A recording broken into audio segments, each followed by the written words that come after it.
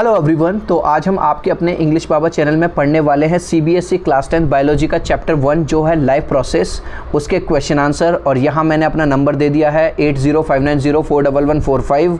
और रात को 11 बजे के बाद यार व्हाट्सएप मत करना क्योंकि गर्लफ्रेंड डांटती है मुझे। तो सबसे पहला क्वेश्चन हम शुरू कर रहे हैं। और क्वेश्चन को शुरू करने से पहले ही मैं आपको बता दूँ यार कि सबसे पहले हमारी एक्सप्लेनेशन देख लेना, यूट्यूब में सर्च बार में लिख देना लाइफ प्रोसेस बाय इंग्लिश बाबा, आपको मिल जाएगी। उसके बाद करना क्वेश्चन आंसर। चलिए क्वेश्चन नंबर 1 है, mention the raw materials required for photosynthesis. एक बात बता दूं, इस पूरे वीडियो में जितने भी मैं क्वेश्चंस आपके लिए लेके आया हूं ये वो क्वेश्चंस हैं जो बोर्ड में कभी ना कभी पूछे गए हैं। तो क्वेश्चन पूछ रहा है मेरे भाई, फोटोसिंथेसिस के लिए किन किन चीज़ों की ज़रूरत पड़ती है। Number 1 carbon dioxide, number 2 water और नंबर 3 सनलाइट। ठीक है, अब मैं ये ज़्यादा एक्सप्लेन नहीं करूंगा क्योंकि मैंने आपको बता दिया, वहां से वीडियो देख लेना। Question number 2, what is the role of HCl in our stomach. हमारे स्टमक में जो HCl होता है उसका रोल क्या होता है। नंबर 1, इसका जो रोल है, जो हमारी बॉडी के अंदर जो पैथोजेंस चले जाते हैं, जो माइक्रोब चले जाते हैं, जो कीटाणु चले जाते हैं, एक तो ये उन्हें मारता है। दूसरा, इसका जो pH होता है वो लगभग 2 होता है, जो कि लगभग क्या है, जो प्रोटीन के ब्रेकडाउन के लिए बहुत ज़्यादा इफेक्टिव है। ठीक है, ये 2 बातें। नंबर 1 क्या था, जो भी बैक्टीरियाज वगैरह है उन्हें मारता है, और दूसरा है कि पेप्सिन के ब्रेकडाउन होने के लिए जो pH 2 है दैट इज वेरी हेल्पफुल। ठीक है, थर्ड क्वेश्चन है, what is emulsification of fats. देखो जो भी हम फैट खाते हैं, चिकनाई चीज़ें खाते हैं, breakdown of large globule fats into smaller fats. ठीक है, बड़े फैट्स ग्लोब्यूल्स का छोटे छोटे पार्टिकल्स में, छोटे छोटे ड्रॉपलेट्स में टूट जाना ही इमल्सिफिकेशन कहलाता है। क्वेश्चन नंबर 4 है, Which protein digesting enzyme is present in pancreatic juice? Pancreatic juice में कौन सा डाइजेस्टिंग एंजाइम होता है। तो आंसर है उसका ट्रिप्सिन। ठीक है, और बहुत इंपॉर्टेंट क्वेश्चन है मेरे भाई ये वाला, चाहे आपके होम एग्जामिनेशन हो या बोर्ड का हो। आर्टरीज और वेन्स में अंतर देख लो। Arteries carry oxygenated blood. जो आर्टरीज होती हैं उसके अंदर जो ब्लड होता है कैसा होता है, ऑक्सीजनेटेड, मतलब the blood which is rich in oxygen, जिसके अंदर ज़्यादा ऑक्सीजन है। जबकि वेन्स के अंदर, वेन्स कैरी डीऑक्सीजनेटेड ब्लड। ठीक है, दूसरा देखो, these are mostly deeply situated in the body. ये बॉडी के अंदर डीपली सिचुएटेड होती हैं। और ये these are superficial and deep in location. Superficial हैं और लोकेशन में डीप हैं। आर्टरीज क्या है, दीज आर थिक वॉल्ड। इनकी जो वॉल होती है वो थिक होती है, और वेन्स की जो वॉल है वो कैसी होती है, थिन होती है। बहुत इंपॉर्टेंट क्वेश्चन है। नेक्स्ट क्वेश्चन की तरफ बढ़ रहा हूँ मैं। Name the green dot like structure in some cells observed by a student when a leaf peel was viewed under a microscope। कह रहा है अगर कोई स्टूडेंट किसी लीफ की पील को माइक्रोस्कोप के नीचे रख के देखे तो वो जो ग्रीन डॉट सा जो दिखाई देता है वो क्या है, और वो जो ग्रीन कलर है किसकी वजह से आता है। The green dot structure in some cells observed by a student when a leaf peel is viewed under a microscope are chloroplast. वो जो दिखाई दे रही है, जो ग्रीन ग्रीन डॉट दिखाई दे रही है माइक्रोस्कोप में, वो क्या है, क्लोरोप्लास्ट है। The green colour is due to the presence of green pigment chlorophyll. और इनका कलर जो ग्रीन है, याद करो हम छोटी क्लासेस में पढ़ते थे, हमारी मैडम बताती थी कि पत्तियों का रंग हरा क्यों होता है, that is because of presence of chlorophyll. अब मैं क्वेश्चन नंबर 7 आपको समझाऊं उससे पहले एक गाना सुनाऊंगा। शीशा हो या दिल हो आखिर टूट जाता है, और उसके आगे क्या है वो तुम खुद ही देख लो। आया मज़ा। चलो बढ़ते हैं 7th क्वेश्चन पे। State any one difference between autotrophic and heterotrophic mode of nutrition. जो मैंने आपको चैप्टर समझाया है, जो कि मैं बार बार बता रहा हूँ, यूट्यूब में सर्च बार में अगर आप लिख दोगे लाइफ प्रोसेस बाय इंग्लिश बाबा आपको मिल जाएगा। तो मैंने बताया हुआ ऑटोट्रॉपिक न्यूट्रिशन वो न्यूट्रिशन होता है जो ग्रीन प्लांट्स में होता है, जिसमें कोई भी एनिमल या प्लांट अपना फूड खुद प्रिपेयर करता है इनऑर्गेनिक चीज़ों से। जैसे जो ग्रीन प्लांट है वो क्या करेगा, कार्बन डाइऑक्साइड से, सनलाइट से अपना फूड खुद प्रिपेयर करेगा। जबकि जो हेट्रोट्रॉप्स होंगे, जैसे हम हैं, तो हमें फूड चाहिए बाहर से, मिल्क चाहिए, कर्ड चाहिए।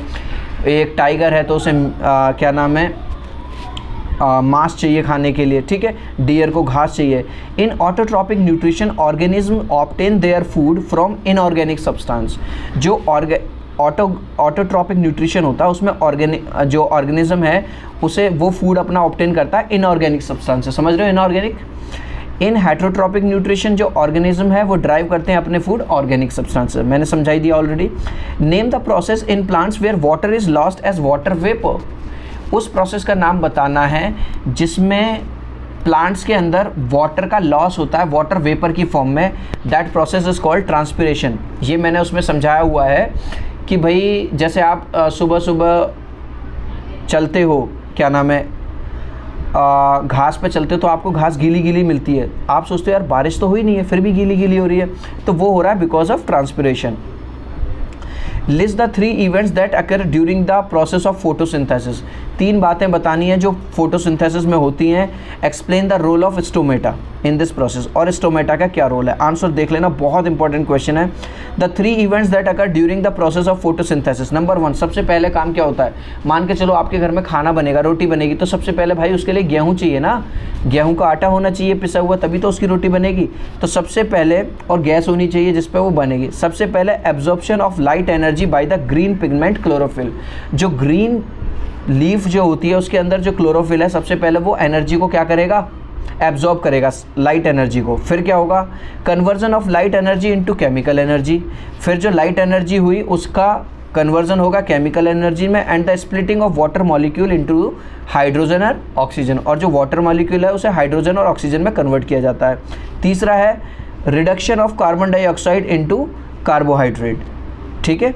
और अब हम पढ़ेंगे जो स्टोमेटा का रोल क्या है। स्टोमेटा टाइनी पोर्स, फिर से बता रहा हूँ, यूट्यूब में सर्च बार में लिख देना मेरे भाई, लाइव प्रोसेसेस बाय इंग्लिश बाबा, आपको मिल जाएगा, वहाँ पे मैंने स्टोमेटा भी समझाया हुआ है। स्टोमेटा क्या होते हैं, छोटे छोटे छेद होते हैं जो कि पत्तियों की सरफेस पे होते हैं, माइक्रोस्कोपिक होते हैं, तुम्हें दिखेंगे नहीं। They are also present on the surface of young stems, young जो छोटे छोटे स्टेम्स होते हैं उन पर भी प्रेजेंट होते हैं। Stomata are mainly engage in the exchange of gases, और इनका मेन काम है गैसेस को एक्सचेंज करना, जैसे entry of CO2 and release of O2, carbon dioxide को लेना और ऑक्सीजन को रिलीज करना। Associated with photosynthesis, plant closes the stomata when it does not need CO2 for photosynthesis, और जब क्या नाम है, प्लांट को ज़रूरत नहीं होती किसकी, फोटोसिंथेसिस की, या उसे CO2 की ज़रूरत नहीं होती, तो वो अपने स्टोमेटा को बंद कर देता है। Where does digestion of fat take place in our body, जो फैट का डाइजेशन कहाँ होता है, digestion of fat take place in small intestine. What is the mode of nutrition in human beings में कौन सा न्यूट्रिशन होता है, holozoic. What will happen to a plant if its xylem is removed, अगर किसी प्लांट का xylem remove कर दिया जाए तो प्लांट में क्या होगा। Xylem in plant transports water and dissolve mineral nutrients from the roots to all parts of vascular plant. भाई जाइलम का काम क्या है, जाइलम का काम है ज़मीन से जो पानी है, जो मिनरल्स हैं, उसे नीचे से रूट से ट्रांसफ़र करता है पूरे प्लांट्स में। तो अगर भाई जाइलम को ही काट दिया जाएगा या हटा दिया जाएगा तो पूरे प्लांट के पास वाटर भी नहीं पहुंचेगा, मिनरल भी नहीं पहुंचेगा, जिसकी वजह से उसकी डेथ हो जाएगी। ये बिल्कुल ऐसा ही है कि भाई साहब तुम्हारा मुंह बंद कर दिया जाए, और जब तुम्हारा मुंह बंद कर दिया जाएगा, ना पानी पी पाओगे ना खाना खा पाओगे, तो फिर भाई साहब होगा क्या, अल्टीमेटली मर जाओगे। 13th क्वेश्चन पे बढ़ने से पहले लड़कों के लिए मेन सूचना, किसी भी लड़की से ज़्यादा दिल ना लगाएं, क्योंकि तुम्हें लगता है कि वो तुम्हारे लिए हल्दी लगाएगी, और ये हो सकता है, खुद देख लो क्या हो सकता है। देख लिया, तो बेटे ज़्यादा दिल मत लगाना, क्वेश्चन आंसर पे फोकस करो। Where does digestion of starch begin in human body, जो स्टार्च का जो डाइजेशन कहाँ से शुरू हो जाता है, माउथ से। Give one example each of saprophytic और पैरासिटिक न्यूट्रिशन का एक एग्जाम्पल दे दो। पैरासिटिक का दे दिया हमने प्लाज्मोडियम, और सेप्रोफिटिक का हमने दे दिया फंजाई, ठीक है। 15 question, name the rag pigment carrying oxygen, जो ब्लड में ऑक्सीजन ले जाता है, रैग पिगमेंट, उसका नाम क्या है, हीमोग्लोबिन। और हीमोग्लोबिन की भाई स्पेलिंग देख लेना, HAE है। The filtration unit of kidney, इसे बोलते हैं nephron. Amoeba captures food with the help of pseudopodia, pseudo का मतलब होता है फॉल्स, पोडिया मतलब पैर, मतलब अमीबा की बॉडी आपने देखी होगी, कोई स्पेसिफिक बॉडी नहीं होती, चेंज होती रहती है, तो वो अपने फूड को सीडोपोडिया से कैप्चर करता है। व्हाट इज ग्लाइकोलाइसिस, ग्लाइकोलाइसिस क्या है, breakdown of glucose into pyruvate is known as glycolysis. Name the largest artery क्या है बॉडी की, aorta. Name the pigment present in plants which can absorb solar energy, ऐसा pigment जो plants के अंदर present है और सोलर एनर्जी को एब्जॉर्ब कर सकता है, वो है chlorophyll. What do you mean by double circulation of blood, double circulation blood का क्या मतलब है, blood passes through the heart twice for each cycle of the body. जैसे तुमने अपने 2 अकाउंट खोल रखे हैं ना, एक तो ट्यूशन में बना रखी है मैडम और एक स्कूल में, ऐसे ही ब्लड भी क्या करता है, हार्ट के अंदर 2 बार मूव करेगा, blood passes through the heart twice, ठीक है, तो इसे ही बोलते हैं double circulation. What is common for Cuscuta, ticks and leeches? इन तीनों में कॉमन क्या है? कॉमन क्या है? तीनों ही पैरासाइट हैं। पैरासाइट क्या होते हैं? ऐसे एनिमल या ऐसे प्लांट जो अपने फूड के लिए किसी दूसरे प्लांट पे या किसी दूसरे एनिमल पे डिपेंड रहते हैं, मतलब अपना फ़ायदा करते हैं और दूसरे का नुकसान। Cuscuta, ticks and leeches all have parasitic mode of nutrition, they harm their host. Host का यहाँ पे मतलब है जिसका वो खाना चूस रहे हैं, while taking nutrition. What is villi? What are its functions? Finger-like projections present in the inner linings of small intestine. मैंने पढ़ाया हुआ भी है, मैं दोबारा बता रहा हूँ आपको, YouTube में सर्च बार में लिख देना मेरा भाई, मज़ा आ जाएगा। Life processes by English Baba, ठीक है, और ये वाली वीडियो चाहिए तो लिखना life process question answer by English Baba. तो जो फिंगर लाइक प्रोजेक्शन होते हैं, ठीक है, फिंगर लाइक का मतलब वो वैसे भी आजकल के लोगों को उंगली करने की आदत तो है ही है, तो जो फिंगर लाइक प्रोजेक्शन है कहाँ पे? स्मॉल इंटेस्टाइन में, उन्हें विलाई कहते हैं। और इनका काम क्या है? They increase the surface area for the absorption of digested food in the small intestine. वो क्या करती हैं? सरफेस एरिया को बढ़ाती हैं ताकि जो एब्जॉर्प्शन है वो थोड़ा सा और ज़्यादा बेहतर हो जाए। What are the raw materials for photosynthesis? ये मैं ऑलरेडी बता चुका हूँ, carbon dioxide, water, chlorophyll, sunlight.